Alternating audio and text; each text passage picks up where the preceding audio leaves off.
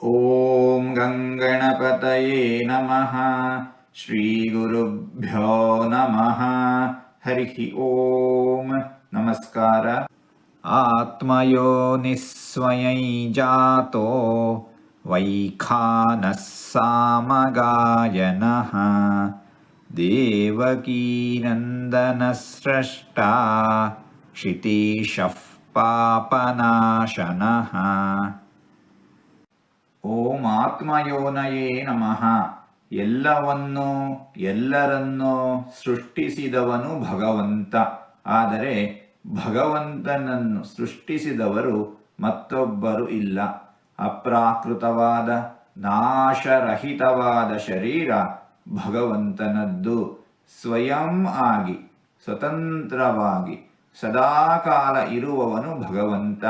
ಹೀಗಾಗಿ ಭಗವಂತ ಆತ್ಮಯೋನಿ. ಓಂ ಸ್ವಯಂ ಜಾತಾಯ ನಮಃ. ತಾನೇ ತಾನಾಗಿ ಆವಿರ್ಭೂತನಾಗುವವನು ಭಗವಂತ. ವಾಸ್ತವವಾಗಿ ಭಗವಂತನಿಗೆ ಭಗವಂತನೇ ತಂದೆ, ಭಗವಂತನೇ ತಾಯಿ. ತನ್ನ ಇಚ್ಛೆಯಂತೆ, ತನ್ನ ಸಂಕಲ್ಪದಂತೆ, ತನ್ನ ಲೀಲೆಯಿಂದ ಅವತರಿಸುವವನು ಭಗವಂತ. ಹೀಗಾಗಿ ಭಗವಂತ ಸ್ವಯಂ ಜಾತಃ. ಓಂ ವೈಖಾನಾಯ ನಮಃ. ಕರ್ಮಾನುಸಾರ, ಯೋಗ್ಯತಾನುಸಾರ ಭಕ್ತರ ಲೌಕಿಕವಾದ ಪಾರಮಾರ್ಥಿಕವಾದ ದುಃಖಗಳನ್ನು ಕಿತ್ತು ಹಾಕುವವನು ಭಗವಂತ. ಮುಮುಕ್ಷುಗಳನ್ನು ಜನನ ಮರಣದ ಚಕ್ರದಿಂದ ಬಿಡಿಸಿ ಅವರಿಗೆ ದುಃಖರಹಿತವಾದ ಶಾಶ್ವತ ಸುಖವಾದ ಮೋಕ್ಷವನ್ನು ಕೊಡುವವನು ಭಗವಂತ. ಹೀಗಾಗಿ ಭಗವಂತ ವೈಖಾನಃ. ಓಂ ಸಾಮಗಾಯನಾಯ ನಮಃ.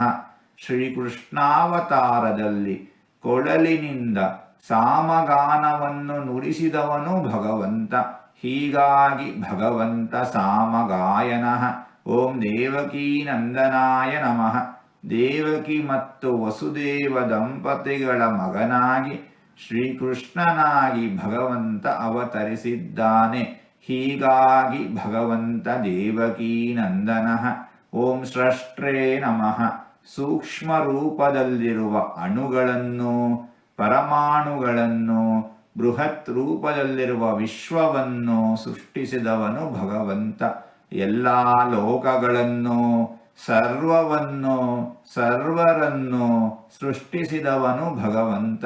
ಹೀಗಾಗಿ ಭಗವಂತ ಸ್ರಷ್ಟಾ. ಓಂ ಕ್ಷಿತೀಶಾಯ ನಮಃ.